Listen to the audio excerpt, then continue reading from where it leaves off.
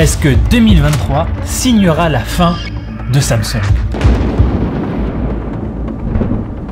Non, pas du tout.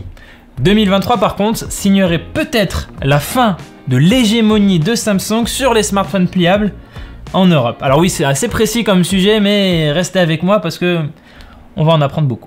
Les smartphones pliables ou pliants, on en parle maintenant depuis des années, mais dans toutes ces discussions, dès qu'on parle donc de smartphones pliables, il y a une marque qui nous vient tout de suite à l'esprit, à tout le monde, c'est Samsung. Parce que si on oublie le Royal Flex Pi, voilà, très rapidement, Samsung c'est la vraie première marque qui a sorti un vrai premier produit, qui a eu plein de soucis au démarrage, le premier Fold on se rappelle, plein de soucis, mais voilà. Ensuite on a eu le Z Fold 2 qui a corrigé plein de défauts, puis le Z Fold 3 et le Z Fold 4 qui s'est peaufiné comme un bon vieux vin. Affiné plutôt, mais bon, vous avez l'idée. Bref, en Europe ça fait depuis 4 générations qu'on a des smartphones pliables Samsung tout à fait utilisables qu'on peut acheter sur le marché.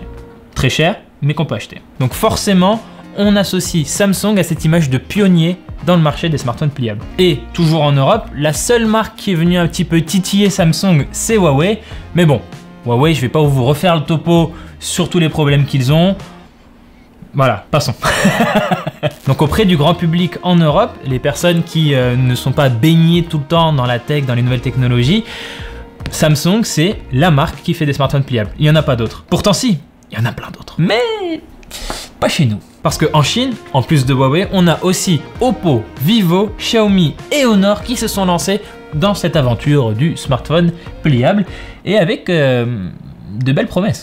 Chez Xiaomi, on a le Mix Fold 2 par exemple, très prometteur parce qu'il a de grosses promesses sur la photo et au niveau du design, pas de plis sur l'écran, il se ferme parfaitement bien comme ça sans creux au milieu.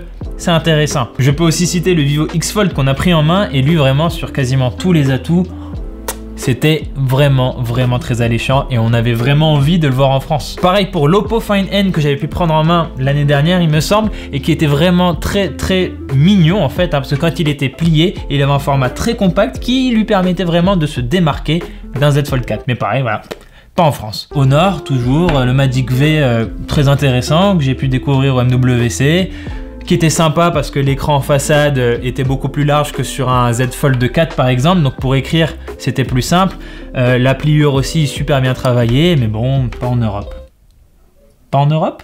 Ah, oui, on me dit à l'oreillette que le Magic V, le Magic VS pourrait sortir en Europe. Alors c'est quoi ce Magic VS? Le Magic VS, en gros, c'est la même chose que l'Honor Magic V, sauf qu'ils ont fait un travail sur la charnière pour l'affiner encore plus. Donc on a un smartphone vraiment plutôt fin quand il est plié, quand il est déplié aussi d'ailleurs, assez léger, agréable en main. Pareil, j'ai pu le prendre en main celui-là. Et surtout, on m'a très clairement laissé entendre qu'une sortie en Europe, c'était tout à fait possible. Tout à fait possible. D'ailleurs, c'est quelque chose que Honor avait déjà très clairement laissé entendre à la fin de l'été.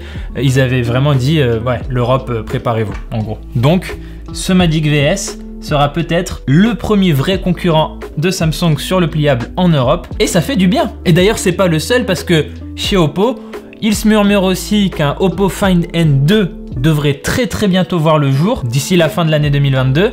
Et une sortie en Europe dans les mois qui suivent, pareil, très plausible. C'est pour ça que je vous disais, du coup, 2023, la fin de Samsung. Pardon, 2023, la fin de l'hégémonie de Samsung sur les smartphones pliables en Europe. Et c'est hyper intéressant pour vous, pour moi, pour tout le monde. Parce que oui, même sur les smartphones pliables, il faut de la concurrence. Quand il y a plusieurs marques qui se disputent un marché, eh ben, les marques vont se tirer la bourre comme ça et tout pour avoir le meilleur produit au meilleur prix. C'est important. Et ça, pour le consommateur derrière, ça fait plus de choix intéressants, plus de choix pertinents à un budget de moins en moins déliant. Bref, plus de concurrence égale plus bonus pour nous. Alors attention, qu'on soit clair, là j'ai parlé des prix, mais c'est pas tout de suite qu'on devrait voir des prix vraiment baisser sur les smartphones pliables comme ça. Encore une fois, je parle des modèles smartphones qui se transforment en tablettes.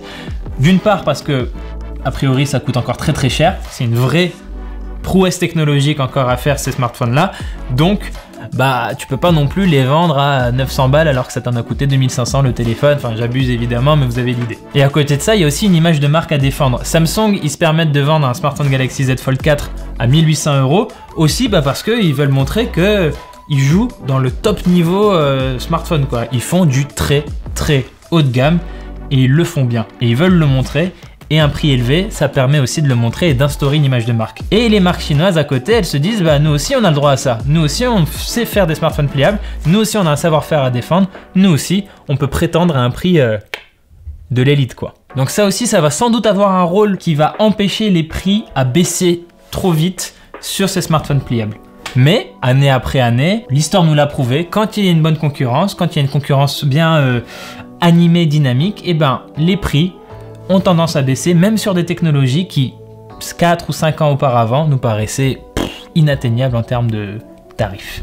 Mais alors du coup, on peut se demander pourquoi les marques chinoises, alors qu'elles ont un savoir-faire à défendre, ont mis autant de temps à aller venir s'attaquer à Samsung en Europe. Perso, moi, il y a une explication qui me vient en tête, c'est que ces marques-là avaient d'abord besoin de tester sur un nombre, on va dire, plus ou moins limité de personnes pour voir si leur smartphone pliable, ça valait le coup d'augmenter à fond la production ou pas. Parce que chez Samsung, on a assez rapidement été en mesure de produire des millions de smartphones pliables. C'est encore largement en dessous d'un smartphone classique comme un Galaxy A ou un Galaxy S, mais ça se compte quand même déjà en millions. Du côté des marques chinoises, comme on est vraiment sur une technologie de pointe, presque expérimentale, ils se sont pas dit tout de suite, allez hop, on fait tourner les machines, on y va, on active toutes les lignes de production. Non, d'abord on teste, on en sort une centaine de milliers, quelque chose comme ça, et on recueille les retours d'expérience des utilisateurs fans hardcore qui ont utilisé nos produits. Et ensuite, avec ce recul, on a une base solide pour aller s'attaquer à Samsung en Europe. Et plus globalement sur le marché mondial, parce qu'en fait vraiment, ces marques-là vont sortir de Chine en fait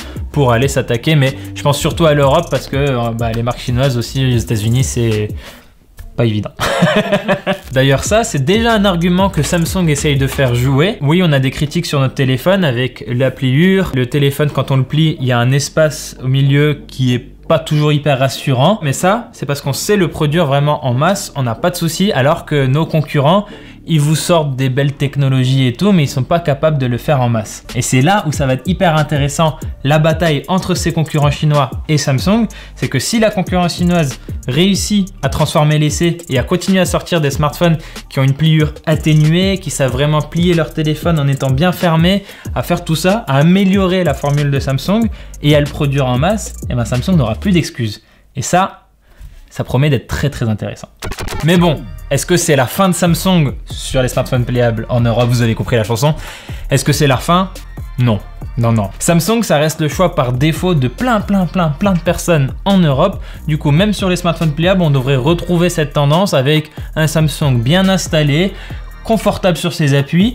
Et justement, ça va être le boulot de ses concurrents chinois de venir un peu lui grappiller et de venir marcher sur ses plates-bandes. En attendant qu'Apple se réveille. Ou d'ailleurs, peut-être qu'ils se réveilleront jamais, on ne sait pas en fait, je peux pas prédire l'avenir. Je pense que oui, un jour, mais c'est pas pour tout de suite. D'ailleurs, dites-moi dans les commentaires si vous pensez qu'il faut attendre Apple sur le marché des smartphones pliables et aussi pour à peu près quand, je suis curieux d'avoir votre avis. Mais alors, du coup, quand est-ce qu'on peut vraiment les attendre, ces smartphones pliables qui vont venir concurrencer Samsung en Europe? De vous à moi, je pense que ces smartphones-là, j'en ai presque même la certitude qu'ils vont arriver première moitié de l'année 2023, donc très rapidement, on va surveiller ça de très près. Voilà, c'est tout pour cette vidéo, merci de l'avoir regardé jusqu'au bout. N'hésitez pas à vous abonner à notre chaîne YouTube et à nous suivre sur plein de réseaux sociaux, sur Twitch notamment, où on envoie la sauce, on a un nouveau studio qui est trop beau, allez regarder. Et aussi, on est sur Instagram, Twitter, Facebook, Snapchat, TikTok, donc n'hésitez pas, on est partout. Quant à moi, je vous dis à très bientôt dans une prochaine vidéo sur Frandroid.